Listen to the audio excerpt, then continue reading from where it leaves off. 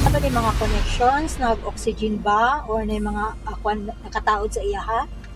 Negative, ma'am. Naani sa residence pa, ma'am. Ma'am, okay ma'am, among kuha ng pasyente ma'am, over. Roger, ma'am.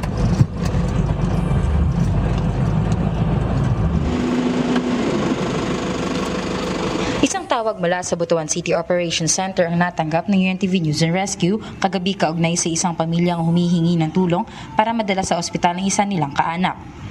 Kaagad nagtungo ang rescue team sa Lucky Village, Barangay Ambago, Butuan City at nakita ang pasyente na isang babaeng senior citizen na nanghihina. Ay, ano na siya TV.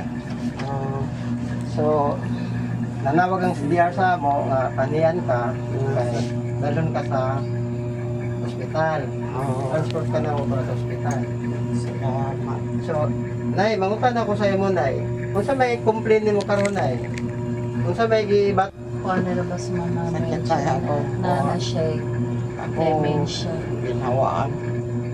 Tama ka. Nay, kuha sa ka na mong BP na ha. Ayat na mo lakaw na Paki BP at 18. Okay, atong utosot na 97 atong pulse rate is 108. So, medyo taas lang gamay mong pulse rate na pero atong oxygen is okay ra. Ayon sa anak ng pasyente, nakaramdam ng panghihina ang kanyang ina matapos itong matumba habang papunta sa CR. Ilang araw na ang nakalilipas.